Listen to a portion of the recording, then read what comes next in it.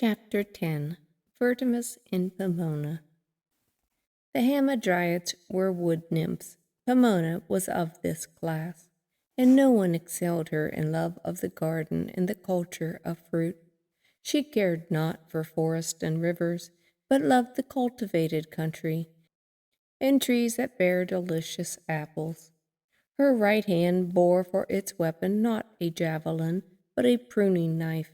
Armed with this, she busied herself at one time to repress the too luxuriant growths, and to curtail the branches that straggled out of place; at another, to split the twig and insert therein a graft, making the branch accept a nursling not its own. She took care, too, that her favorites should not suffer from drought, and led streams of water by them, that the thirsty roots might drink. This occupation was her pursuit, her passion, and she was free from that which Venus inspires. She was not without fear of the country people, and kept her orchard locked, and allowed not men to enter. The fauns and satyrs would have given all they possessed to win her, and so would old Sylvanus, who looks young for his years, and Pan, who wears a garland of pine leaves around his head. But Vertumnus loved her best of all, yet he sped no better than the rest. Oh, how often, in the disguise of a reaper, did he bring her corn in a basket, and looked the very image of a reaper. With a hay band tied round him, one would think he had just come from turning over the grass. Sometimes he would have an ox goad in his hand, and you would have said that he just had unyoked his weary oxen. Now he bore a pruning hook, and personated a vine dresser, and again, with a ladder on his shoulder, he seemed as if he were going to gather apples. Sometimes he trudged along as a discharged soldier, and again he bore a fishing rod as if going to fish. In this way he gained admission to her again and again, and fed his passion with the sight of her. One day he came in the guise of an old woman, her gray hair surmounted with a cap, and a staff in her hand. She entered the garden and admired the fruit. "It does you credit, my dear," she said, and kissed her. Not exactly with an old woman's kiss. She sat down on a bank and looked up at the branches laden with fruit which hung over her. Opposite was an elm entwined with a vine loaded with swelling grapes. She praised the tree and its associated vine equally. "But," she said, "if the tree stood alone and had no vine clinging to it, it would have nothing to attract or to offer us but its useless leaves. And equally, the vine, if it were not twined round the elm, would lie prostrate on the ground. Why will you not take a lesson from the tree and the vine, and consent to unite yourself with someone? I wish you would. Helen herself had no more numerous suitors, nor Penelope, the wife of shrewd Ulysses. Even while you spurn them, they court you, rural deities and others of every kind that frequent these mountains. But if you are prudent and you want to make a good alliance, let an old woman advise you, one who loves you better than you have any idea of. Dismiss all the rest, and accept Vertumnus on my recommendation.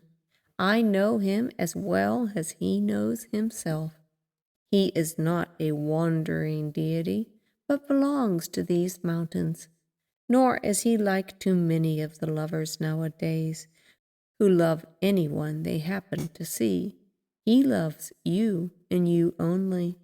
Add to this that he is young and handsome, and he has the art of assuming any shape he pleases, and can make himself just what you command him.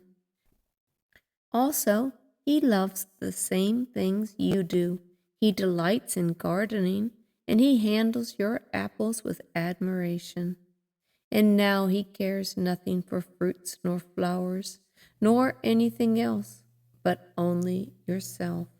Take pity on him, and fancy him speaking now with my mouth. Remember that the gods will punish cruelty, and that Venus hates a hard heart, and will visit such offenses sooner or later. To prove this, let me tell you a story which is well known in Cyprus to be a fact, and I hope it will have the effect to make you more merciful. Iphis was a young man of humble patronage, who saw and loved Anaxarete, a noble lady of the ancient family of Teucer.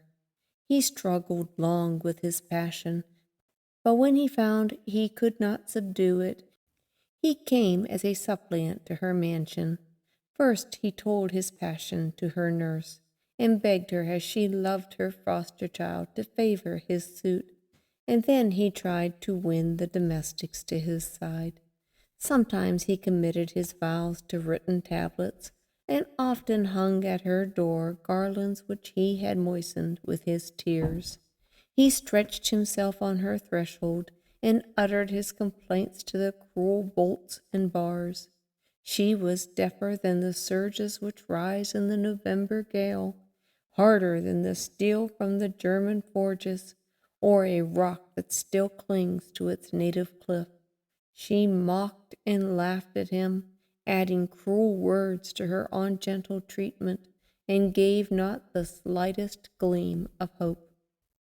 Iphis could no longer endure the torments of hopeless love, and standing before her doors, he spake these last words: "You have conquered, and you shall no longer have to bear my importunities. Enjoy your triumph. Sing songs of joy, bind your forehead with laurels. You have conquered. I die. Stony heart, rejoice. This at least I can do to gratify you and force you to praise me, and thus shall I prove that the love of you left me but with life. Nor will I leave it to rumor to tell you of my death. I come myself, and you shall see me die, and feast your eyes upon the spectacle. Yet, O ye gods, who look down on mortal woes, observe my fate. I ask but this: let me be remembered in coming ages, and add those years to my fame which you have taken from my life." Thus he said, and turning his pale face and weeping eyes towards her mansion, he fastened a rope to the gate-post, on which he had often hung garlands, and putting his head into the noose, he murmured, "This garland at least will please you, cruel girl." And falling, he hung suspended with his neck broken.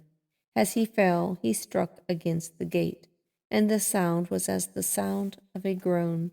The servants opened the door, and they found him dead. With an exclamation of pity, they raised him and carried him home to his mother, for his father was not living. She received the dead body of her son and folded the cold form to her bosom, while she poured forth the sad words which bereaved mothers utter. The mournful funeral passed through the town, and the pale corpse was borne to a bier of the place of the funeral pile. By chance, the home of Anaxarete was on that street where the procession passed, and the lamentations of the mourners met the ears of her whom the avenging deity had already marked for punishment. "Let us see this sad procession," said she, and she mounted to a turret, whence through an open window she looked upon the funeral. Scarce had her eyes rested upon the form of Iphis stretched upon the funeral bier, when they began to stiffen, and the warm blood in her body to become cold. Endeavoring to step back, she found she could not move her feet. Trying to turn away her face, she tried in vain, and by degrees all her limbs became stony like her heart. That you may not doubt that fact, the statue still remains and stands in the temple of Venus in the exact form of the lady. Now think of these things, my dear, and lay aside your scorn and delays, and accept a lover. So may neither the vernal frost blight your young fruits, nor furious winds scatter your blossoms. When Vertumnus had spoken thus, he dropped the disguise of an old woman, and stood before her in his proper person, as a comely youth. It appeared to her like the sun bursting through a cloud. He would have renewed his entreaties, but there was no need. His argument in the sight of his true form prevailed, and the nymph no longer resisted, but owned a mutual flame. Pomona was the especial patroness of the apple orchard, and as such she was invoked by Phillips, the author of a poem on cider, in blank verse. Thomson, in the Seasons, alludes to him. Phillips, Pomona's bard, the second thou, who nobly durst in rhyme unfettered verse, with British freedom sing the British song. But Pomona was also regarded as presiding over other fruits, and as such is invoked by Thomson. Bear me, Pomona, to thy citron groves, to where the lemon in the piercing lime, with the deep orange glowing through the green, their lighter glories blend. Lay me reclined beneath the spreading tamarind that shakes, fanned by the breeze in fever cooling fruit.